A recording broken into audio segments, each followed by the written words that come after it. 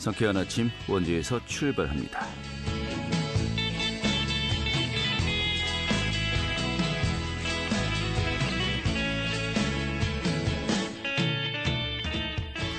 안녕하십니까. 12월 26일 월요일 아침에 인사드리겠습니다. 상쾌한 아침 원주에서 출발합니다. 진행의 현태호입니다. 자, 2022년도의 마지막 한 주인데요. 이 한 주도 영하 10도 안팎의 강추위가 계속될 것으로 보입니다. 현재 원주 지역의 아침 기온이 영하 12도, 예년 기온을 밑돌고 있고요. 또 한낮에도 기온이 1도까지 오르면서 영상권을 회복하겠습니다만은 영하권의 체감 추위를 보이는 것이 많겠습니다. 이 당분간 추운 날씨 계속되겠고요. 또 이번 주 중반 중부 지역에 눈이 내릴 것으로 전망되고 있습니다. 이 동해안 지역은 건조특보가 발효 중인 가운데 대기가 점점 더 메말라 가고 있습니다. 이 산불 등 또 대형 화재가 발생하지 않도록 화재 예방 철저하게 해주셔야 되겠고요. 오늘 준비한 소식 살펴보도록 하겠습니다. 이 사회적 거리두기 해제 이후에 맞는 연말연시, 그런 만큼 시민들의 외부 모임이 잦아졌죠. 또 음주운전 사고도 증가하고 있다고 합니다. 오늘 그 내용 살펴보도록 하겠습니다. 또 원주 명륜종합사회복지관이 시행한 물건 오래 쓰기 운동을 또 소개해드리겠고요. 영월군이 단종 어진을 활용한 영월 별빛 고음카드를 출시했습니다. 또 함께 알아보도록 하죠. 12월 26일 월요일 상쾌한 아침 원주에서 출발하겠습니다.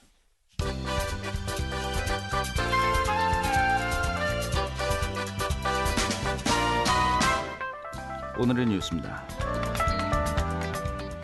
이 강원 국비 구조원 시대가 개막되었습니다. 윤석열 정부의 첫 번째 예산안이 지난 24일 새벽에 국회를 통과한 가운데 강원도 국비는 9조 183억 원이 반영된 것으로 집계되었습니다. 이 강원특별자치도 출범 원년인 2023년도 국비가 역대 최대 규모로 확보되면서 이 강원특별자치도의 성공적인 출범을 위한 준비도 탄력을 받을 것으로 보입니다. 정부가 실내 마스크 의무 착용의 해제를 위한 기준을 발표한 가운데 실내 마스크 착용 의무는 당분간 계속 유지될 것으로 전망되고 있습니다. 중앙재난안전대책본부는 최근에 열렸던 회의에서 실내 마스크 착용 의무를 권고로 전환하되 코로나19 유행 상황 및 시설별 위험성 등을 고려해서 단계적으로 조정키로 했습니다. 하지만 도내 고령층 동절기 추가 접종률이 매우 저조하고 또 코로나19 확산세 역시 계속해서 이어지고 있는 실제입니다. 올해 중대재해처벌법의 본격 시행으로 강원도 내 3분기 산업안전 관련 국가기술 자격증 취득이 지난해보다 크게 증가한 것으로 나타났습니다. 한국산업인력공단 강원지사는 올해 3분기 강원도 국가기술 자격 기사, 산업기사, 기능사 등급 자격증 취득 인원을 집계한 결과 기사, 산업기사 등급에선 산업안전기사가 취득 인원수 162명으로 1위를 차지했고 또 지난해 3분기 대비 큰 폭으로 늘어난 것으로 집계되었습니다. 오늘의 뉴스였습니다.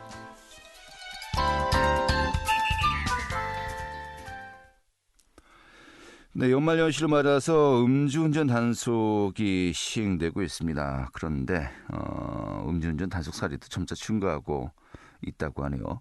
특히 작년 기준으로 도내에서 음주운전이 가장 많았던 지역, 압도적으로 원주 지역이 많았다고 합니다. 좀 전반적인 내용 살펴보도록 하죠.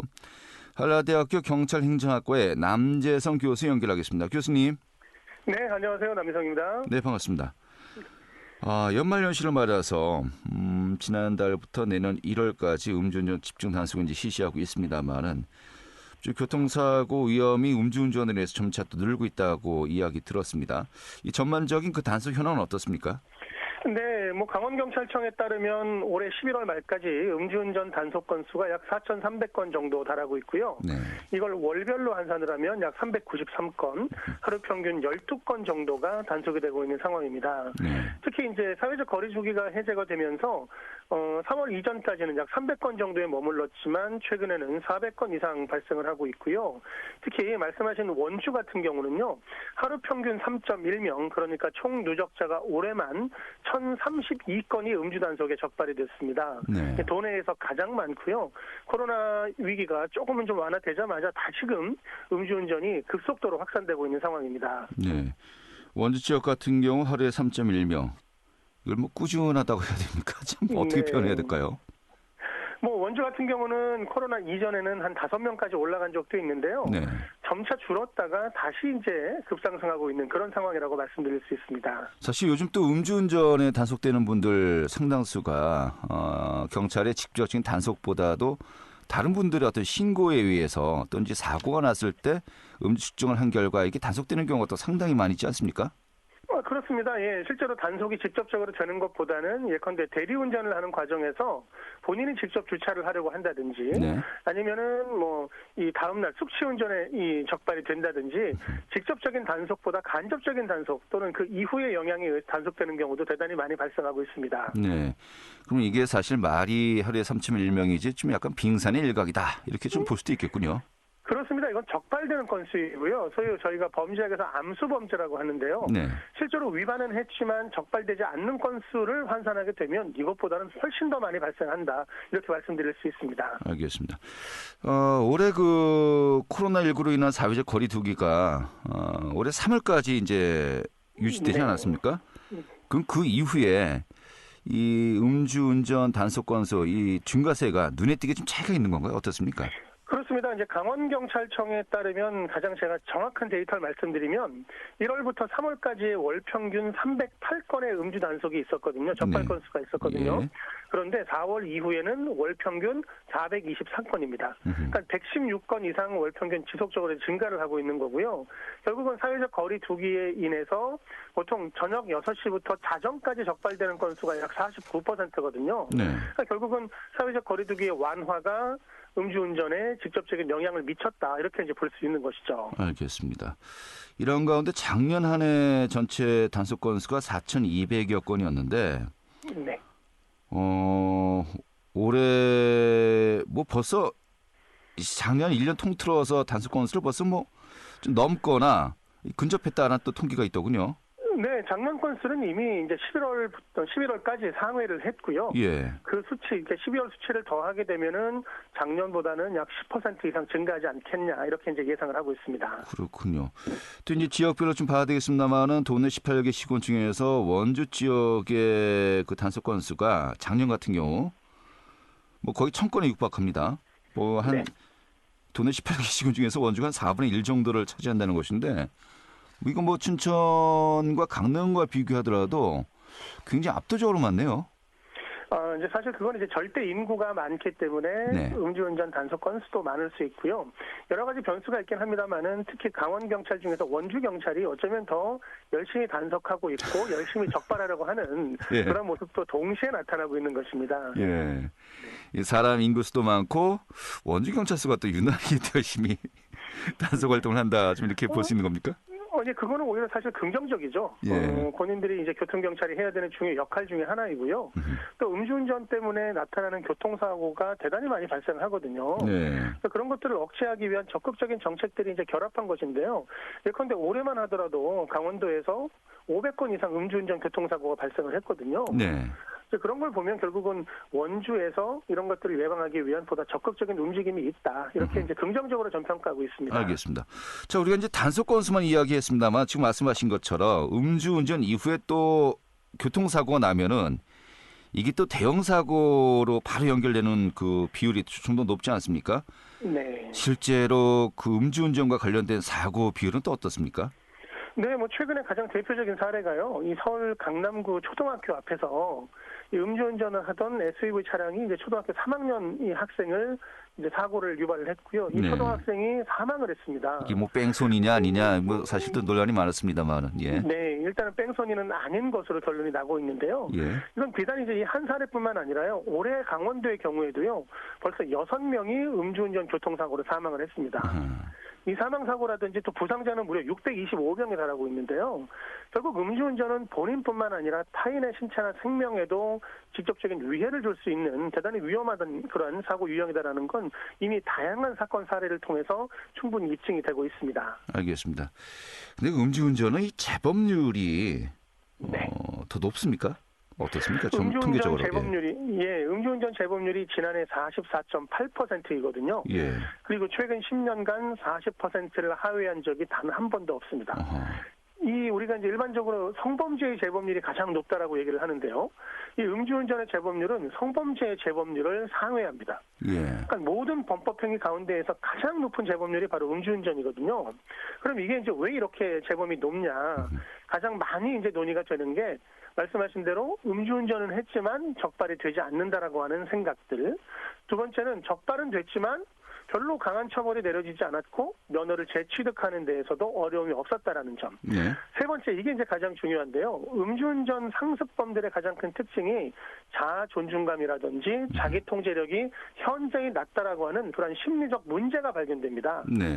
이러한 것들이 공통적으로 작용을 해서 음주운전에 적발되고도 지속적으로 그 행위를 하는 그런 경우들이 이제 반복되고 있는 것이죠. 이런 게 또 이제 다 이제 적용되면은 한마디로 습관이 될 수도 있는 거군요. 그렇습니다. 예, 습관입니다. 참네. 그런데 처벌의 문제를 이야기하셨습니다만은 뭐 가중처벌이 가능한 윤창호법도 이제 시행된 지 벌써 3년이 지났고요. 이 처벌 수위도 굉장히 높아지고 있는 추세 아니겠습니까? 그럼에도 불구하고 왜 이런 걸까요? 그러니까 결국은 이제 이게 대책에 있어서 굉장히 중요한 부분인데요. 처벌만 강화해서는 사실은 큰 효과를 거두기가 어렵다라고 하는 게 일반적인 논의입니다. 네. 가장 거시적으로 보면 사회 전반에 이제 음주 문화나 술 문화를 바꿔야 될 필요가 있고요. 또 하나는 처벌과 동시에 일정한 의료적인 개입이나 치료적인 개입이 동시에 이루어져야 합니다. 그런데 처벌만 하고 치료는 하지 않거든요. 그러니까 근본적인 원인은 개선되지 않는 상태에서 일시적으로만 억제 효과를 갖기 때문에 근본적으로는 시간이 지나면 또다시 이러한 행위들을 반복하는 네. 그런 형우들이 지속적으로 이제 이어지고 있는 것이죠. 예. 본인이 지금 습관성 지금 여러 가지 음주 후에 운전대를 잡는 경우가 많다라고 한다면은 네. 병원 치료 받아야 되는 거 아닙니까? 어떻게 보십니까? 이제 좀 불편한 말씀을 드리면 사실은 반드시 병원 치료가 필요하다라고 말씀을 드릴 수 있습니다. 예. 그래서 우리 뭐 인근의 원주보건소도 그렇고요. 각 지역별 보건소에서는 이 음주나 알코올 중독 관련된 클리닉을 많이들 개설을 하고 있거든요. 가장 쉽게는 그런 교육을 좀 받을 필요가 있고요. 만약에 그것보다 훨씬 더 중증의 상황들이 나타난다라고 한다면 사실은 종합병원에 있는 이 전문병원에 상담 치료를 받거나 네. 아니면 약물 치료 또는 입원 치료까지도 고려할 필요가 있다라고 생각을 합니다. 네. 저는 병원 치료도 필요한 거 아닙니까라고 했더니 꼭 받으시라고 지금 말씀하고 계시군요. 알겠습니다. 자, 그리고 예전에는 그 음주운전 자만 좀 단속이 되고 또 처벌을 받았었습니다만 또 최근엔 이 동행한 사람들도 처벌을 받는다고 알고 있습니다. 이 기준이 어떻습니까? 네, 이제 정확하게 말씀드리면 음주운전 방조죄인데요. 네. 음주운전 방조를 하게 되면 최대 3년 이하의 징역이나 1,000만 원 이하의 벌금에 처해집니다. 굉장히 강한 처벌이거든요. 네. 어떤 경우가 있냐면 예컨대 운전자가 음주를 한 상태를 알면서도 동승을 해서 같이 주행을 했거나 네. 아니면 자신의 자동차 열쇠를 줘서 운전을 하라고 시키거나 아니면 음주운전을 독려하거나 또는 공모한 경우 그리고 또 사실은 대단히 좀 독특한 경우도 있는데요. 대리운전이 불가능한 장소에서 술을 판매한 경우에 그런 업주에게도 네. 음주운전 방조죄가 내려질 수 있습니다. 아, 이것도 새롭네요. 그러니까 대리운전을 부르기가 힘든 곳에서 술을 판매하는 분들도 음주운전 방조죄가 된다고요? 그렇습니다. 포괄적으로는 처벌 대상이 될 수 있습니다. 아, 그래요? 실제로 이러한 것을 인해서 뭐 처벌받은 분들이 있나요? 실제로 처벌을 받은 뭐 사례들은 드러나지 않고 있는데요. 네. 워낙 이제 이런 것들은 뭐 공식적으로 이제 발표가 되는 건들은 아니니까요. 하지만 법률적으로 해석되는 범위는 당연히 이것도 포함이 되고 있습니다. 알겠습니다. 이런 가운데 연말연시를 맞아서 또 경찰청 차원에서 음주운전 또 단속을 시행하고 있지 않습니까? 집중 단속도 벌이고요. 네. 이건 뭐 제가 뭐 미리 정보를 알려드린 것이 아니라 단속도 엄중하게 하고 있으니까 더욱더 좀 술 드신 다음에 핸들 잡을 생각하지 말라는 또 차원에서 좀 어떻게 좀 계획을 짜고 또 실행에 옮기고 있습니까? 네, 우리 경찰에서는요, 지난 11월부터 내년 1월까지 음주운전 집중 단속 기간을 벌이고 있고요. 특히 매주 금요일마다 가장 적극적이고 가장 강력한 단속 활동을 실시하고 있습니다. 미리 알려드리는 게 아니고요. 네. 단속을 하고 있으니까 조심해라, 하지 마라라는 취지로 이해하는 게 맞는 것 같고요. 네. 우리가 도로 주행을 할 때에 무인 단속 카메라를 설치하고 그 이전에 이 간판을 많이 설치를 하잖아요. 알려주는 건데요. 예. 그것처럼 미리 이제 공지를 해서 음주운전을 하지 마라, 이런 의미로 해석을 하시면 될 것 같습니다. 알겠습니다. 그리고 아까도 이야기했습니다만은 실제로 단속에 적발된 것보다도 제3자 다른 그 운전자들이 목격하고 신고하는 경우가 훨씬 더 많지 않습니까? 그렇습니다. 이 단속만 피한다고 등등 아니죠? 단속을 피하게 되면 그때는 피하겠지만 아마 그분은 또다시 내가 음주운전을 해도 된다라는 믿음을 갖게 될 것입니다. 네. 이게 더 중대한 결과를 야기하기 때문에요. 애초에 음주운전을 하지 않는 게 좋고요. 제가 이제 몇 가지의 간단한 팁만 드리면 3가지 원칙이 있다고 생각해요. 네. 첫 번째는 술을 드시거나 또는 술을 드실 예정이 있다라면 대중교통 이용하기. 두 번째는 대리운전을 불렀을 경우에는 반드시 주차까지 완료하기. 네. 세 번째는 출근길 숙취 운전도 조심하기. 이 3가지 원칙이 가장 중요할 것 같습니다. 알겠습니다. 저희가 음주운전 관련해서 당부 말씀 좀 마무리해 주십사라고 이야기하려고 했는데 다 해주신 것 같네요. 네. 알겠습니다. 오늘 이렇게 정리하겠습니다. 잘 들었습니다. 고맙습니다. 네, 고맙습니다. 네, 한라대학교 경찰행정학과의 남재성 교수였습니다. 알찬 정보, 생생한 현장의 소식을 전해드립니다. 리포터 현장. 네, 명륜 종합사회복지관에서요, 시민들을 대상으로 물건 오래 쓰기 운동을 진행했습니다. 이 모여진 물건을 또 필요한 곳에 기부해서 활용을 했다고 하는데요. 공유 131 운동 오늘 또 소개해드리겠습니다. 주인의 리포터 어서 오시죠. 네, 안녕하세요. 예. 올해 명륜 종합사회복지관이 물건 오래 쓰기 운동을 진행했어요. 연인 이름이 아니고요. 그냥 공유 131 운동을 했다고 하는데 그 어떤 운동입니까? 네, 올해 원주에서는 물건 오래 쓰기 운동이 진행됐습니다. 공유 131이라는 운동인데요. 불필요한 자원 낭비를 막고 환경을 보호하기 위해서 물건을 오래 쓰고 또 필요한 곳에서 물건이 활용되도록 돕고 있는 운동입니다. 친환경 물건으로 에코백 사용이 자주 권장되는데요. 장을 볼 때 일회용 비닐봉투 대신 에코백을 사용하는 것과 또 가죽 소재 가방 대신 친환경 소재로 만들어진 에코백은 환경 보호에도 유용하기 때문입니다.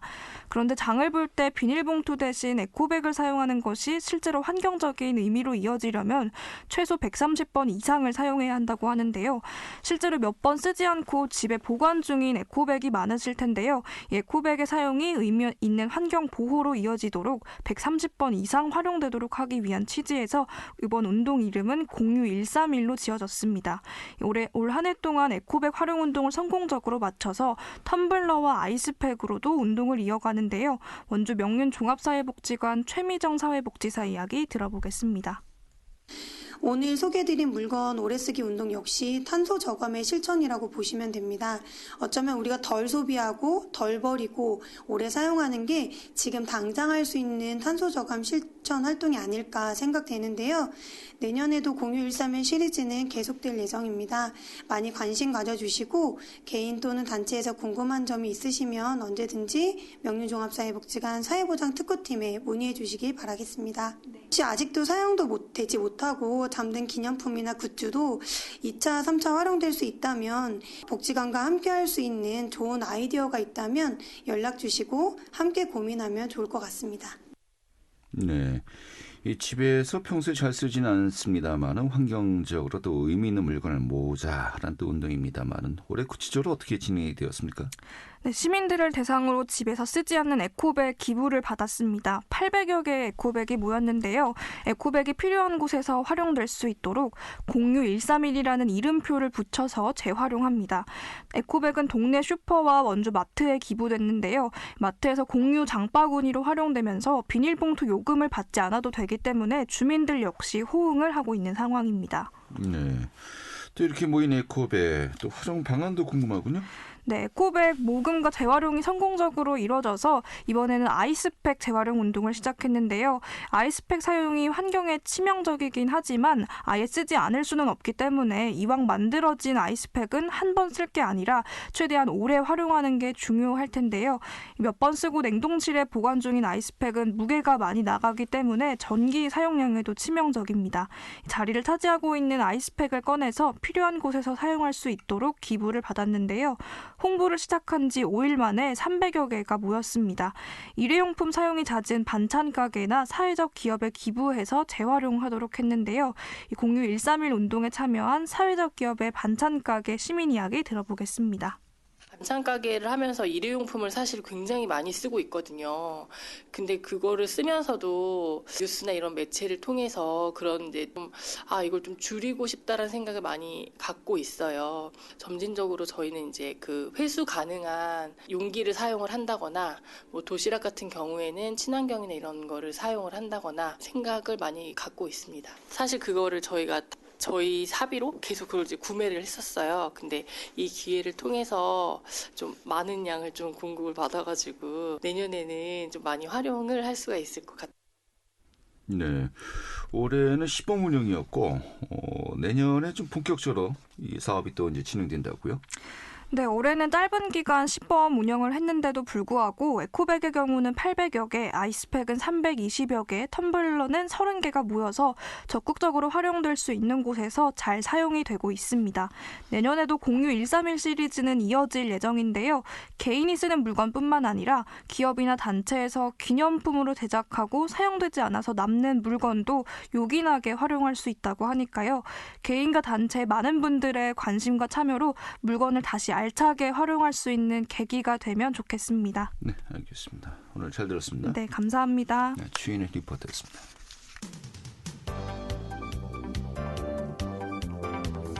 생생한 현장, 유익한 생활 정보를 전해드리겠습니다.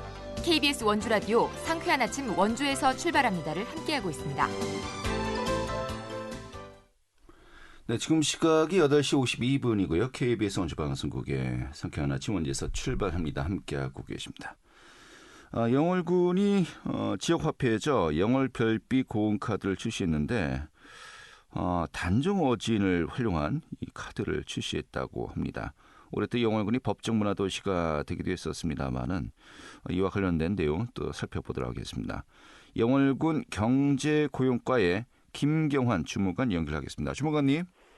네, 안녕하세요. 네, 반갑습니다. 네, 반갑습니다. 그 영월의 지역화폐 이름이 이제 별빛 고온카드를 이제 발행하고 있는데 발행 취지와 함께 좀 간략한 소개부터 먼저 해주시죠. 네. 우리군은 2019년 11월 30일 도내 최초 카드형 지역화폐를 출시했습니다. 지역화폐를 도입하면 소상공인 1인당 소득 상승 등 예산 대비 부가가치 효과가 상당히 큰 것으로 확인되었으며 지역 주민의 내부 소비 촉진과 외부 자금의 유입을 통한 지역 경제 활성화에 그 의의가 있습니다. 예. 지금까지 발행 규모 또 판매량이 어느 정도입니까? 예, 지금까지 총 1,389억 원을 발행하였으며 올해의 경우에는 643억을 발행하였습니다. 그리고 일일 평균 사용액은 1억 7,600만 원 정도가 됩니다. 네, 이 발행액이 좀 연도별로 점차 느는 추세였죠? 예, 그렇습니다. 올해 같은 경우는 전년 대비 한 53% 정도가 상승했습니다. 예. 그런데 지금 내년부터는 지금 이게 인센티브 지급률도 그렇고 좀 이제 준다고 하는데요. 어느 정도가 이제 축소되는 겁니까? 예, 내년부터 이제 그 정부의 지역 사랑 상품권 예산이 줄어드는 것에 따라서 연간 한도액은 400만 원, 월 한도액은 40만 원, 인센티브 지급률은 제가 5%로 하향 조정할 예정입니다. 네, 연간 한도액이 올해까지 1년에 700만 원에서 이제 400만 원으로 줄고요. 한도 그렇습니다. 월 사용액도 100만 원에서 40만 원으로 이제 낮추기로 했는데, 이게 이제 그 정부 지원 금액이 이제 많이 줄면서 어쩔 수 없는 거고, 그렇습니다. 이게 뭐 전국적으로 다 마찬가지인 것 같습니다. 그렇습니다. 예, 그래요. 자, 그런데 이번에 그 영월 별빛 고온카드 이 단종 어진이 이제 들어갔습니다. 뜻스럽게 출시가 된 것인데 이 어진이라면 왕의 초성화 아니겠습니까? 네, 그렇습니다. 또 단종 어진이 표준 영정으로도 지정이 되기도 했었고요. 네, 네, 네. 그런 의미들을 이번에 또 많이 살린 것 같습니다만 좀 소개 좀 해주시죠. 예, 지난 12월 6일 우리 군은 법정 문화도시로 지정되었습니다. 네. 그리고 아울러 단종 어진이 작년 4월 1일에 국가선언 정부 표준 영정 제100호로 지정이 되었습니다. 그래서 이 의미를 담아서 지역에 대한 정체성 그리고 역사의식 함양 등 이 카드에 그 의미를 담았습니다. 네, 알겠습니다. 이거는 사실 뭐 충전 금액을 사용하는 것에 그치지 않고 네. 지역을 방문하신 분들 뭐 기념품도 되겠는데요? 내년부터는 이제 전국적으로 고향사랑 기부제가 예. 전국적으로 시행이 됩니다. 네. 그래서 또 아울러 우리건도 그 지역 카페 내에 고향사랑 기부제 홈페이지를 구축해서 네. 예, 영월 군민이 아니어도 전국 사람 누구나 이제 네, 사용이 가능하고 접근해서 사용 가능하게끔 서비스를 도입하고 검토하고 있습니다. 알겠습니다. 자, 그러면은 영월 별빛 고온카드 뭐 전국 누구나 이제 만나볼 수 있다고 했는데 어떻게 지금 그 사용처 또 구매처를 알아볼 수 있을까요? 예, 온라인하고 오프라인 방식 두 가지 다 가능한데요. 네. 예, 온라인은 이제 그리고 앱에서 회원가입을 하시면 카드를 우편으로 받아보실 수 있고, 네. 오프라인은 영월군청이나 해당 거주지 읍면사무소 방문하시면 발급받으실 수 있습니다. 네. 온라인으로도 이제 또 신청 가능하다고 하니까 좀 이 부분들 좀 꼼꼼하게 살펴보시면 좋을 것 같습니다. 네. 알겠습니다. 오늘 이렇게 정리하고요. 아무튼 뭐 제가 이제 그 샘플을 봤습니다. 이 단종의 어진을 활용한 이 카드 굉장히 또 아까도 이야기했지만 기념 소장용으로도 이 가치가 있을 것 같기도 하고요. 좀 많은 분들에게 각광받으면서 좀 아무튼 그 영월의 대표적인 어떤 캐릭터로 또 계속해서 유지될 수 있기를 기대하겠습니다. 오늘 말씀 고맙습니다. 네, 감사합니다. 네, 영월군 경제고용과의 김경환 주무관이었고요. 자, 12월 26일 월요일에 함께했던 KBS 원주방송국의 상쾌한 아침 원제에서 출발합니다. 오늘 소식은 여기까지입니다. 지금까지 진행의 한태호였고요. 기술의 한대희 그리고 구성의 문수연이었습니다. 내일 아침 다시 뵙도록 하죠. 고맙습니다.